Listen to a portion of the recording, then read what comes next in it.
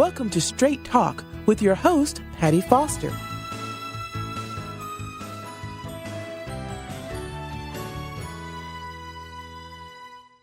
Thanks again for joining us for Straight Talk with Patti, collaborating with Hope After Brain Injury. And we're talking with Dr. Adams today, continuing our Hope lessons about her book that Dr. Adams has put out to really address Christian and faith-based counseling. Again, Dr. Adams, thanks for joining me for Straight Talk with Patti and Hope Lessons.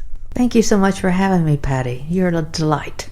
Thanks so much. Let's touch base again as we finished up talking about brain injury is not a mental illness. And you were breaking that down for us. And we were going to talk about techniques for brain injury, for the survivor, for the care partners, the caregivers, the families, and also for healthcare staff, the professionals, the medical population as they debrief and deal with this. So let's start with the first. Dr. Adams, techniques for survivors. Share with us about that.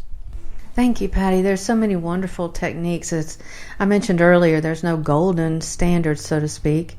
But depending on who you're working with and the capacity that they have, there are several techniques that are very helpful. The one that most people have researched, that has been researched the most rather, is cognitive behavioral therapy. And basically that is helping someone recognize their thoughts and how it affects their feelings and their behavior. The other technique that's super helpful is called narrative counseling, and that's when you can create a narrative for your life, and that you want to include the brain injury in that. Again, that's going to take some advanced healing before they can participate in that. Most people are doing research now on eye movement desensitization and reprocessing, EMDR, because of the trauma related typically to PTSD with brain injury. And sometimes that's very, very helpful. Other times it's done, in my opinion, a little too early. I think that a survivor needs to kind of have some good recovery underneath them so that they're cognitively able to handle that. And then one of the newer therapies is called ACT, Acceptance and Commitment Therapy. I particularly like that one, and it is basically, it was developed in 1999 by Stephen Hayes, and basically it's saying you can accept the emotional part and the negative emotional part of what's happened to you, but you can integrate that into a wonderful story about who you are. And so it's acceptance and then it's commitment. And Patti, you wrote something, I'm going to quote you here, that you didn't realize that is actually part of that. So if you don't mind, I want to read that real quick. Patti says, "Don't try to make yourself the same person you were before the brain injury. Do your best with what you have on the other side of the injury and make the most of every adjustment brain injury has made of you. Embrace it and let it shine life and hope that has purpose." And I think that is the most brilliant way of actually saying what ACT does, but also you embrace the truth that God has another path for you. And when He does that, when He puts brain injury in your life, it's not to defeat you, it's to bring glory to Him. And so part of the counseling that I do is kind of helping, I help people recognize the new story that they have and they actually incorporate God into it. And it's an absolutely beautiful experience. What teamwork and what guidance you have really to help us navigate through the whole process, because like you said, there's really no exact outline or way to do things. Yeah, that's exactly right. And thankfully, a lot of people are doing research still, and eventually we'll be able to find a particular therapy that helps. But, just like not every brain injury is the same, therapies are different as well. Yeah. And so just like that with the survivor, but often the caregivers or the care partners, the families are kind of pushed aside sometime or overlooked. What are some techniques that could help them through this process? Psychoeducation is really helpful for them, and the reason for that is because they need to understand the different stages they go through. When their loved one is in the crash or what have you, and the brain injury hits them, however that happens, they are all about, and they should be, let's get my loved one survived, let them live. And then, but there's various stages that they go through that nobody talks to them about. And one of them is, when they hear the word recovery, they assume it's back to 100% of the person before the wreck, or before the injury, and that's not the case.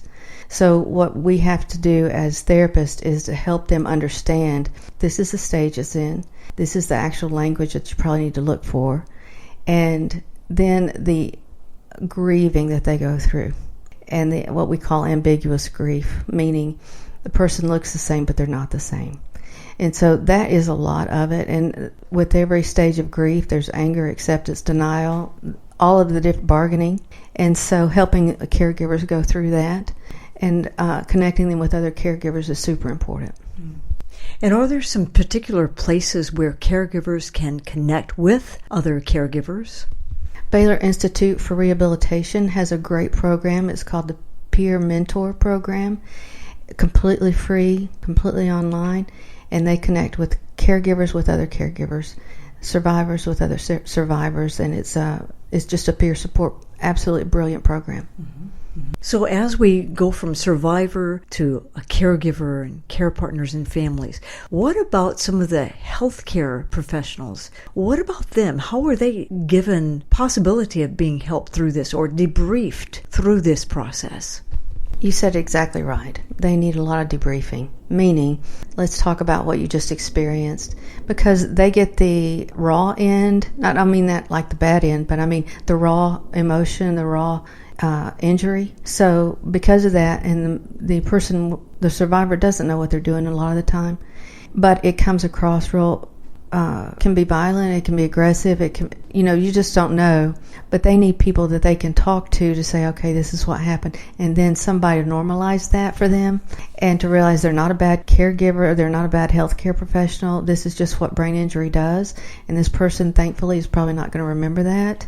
And if they had their wits about them, would never do it anyway. So the best thing you can do as a caregiver, healthcare provider, is never take it personally. And always, always, always grab a partner, go out after your one of your shifts, hang out with your buddies, and just kind of debrief. If you think about it, Patti, in the Civil War, all the soldiers debriefed at night because nobody fought at night. And so they all went by the campfire. They talked about how horrible their day was or how great it was or what have you. I think we need to do that as healthcare professionals. So basically not holding it in, but getting it out. Exactly right. Exactly right. Because if you don't, unfortunately, it's going to squirt out the edges. And unfortunately, it may adversely affect your relationship with your patient. So good. How could people get in touch with you? Because I'd like you, if I could have you for one more segment to wrap us up. But before we do, please let our listeners know, how can they get in touch with you, Dr. Adams? Would love to hear from anyone. You can go on our hopeafterbraininjury.org website and email me there, as well as just email is Dr. Deana Adams at gmail.com. It's DrDeanaAdams at gmail.com. Wonderful, and we'll get that again after our next segment as well. Again, Dr. Adams, thank you for your time to be with Straight Talk with Patti, collaborated with Hope After Brain Injury for our Hope Lessons today. Thank you for all you're doing, Patti, and I appreciate the help. Thanks for listening to Straight Talk with your host, Patti Foster. Patti is a motivational speaker, writer, musician, and has an amazing testimony of God's faithfulness. For more information, log on to www.pattifoster.com.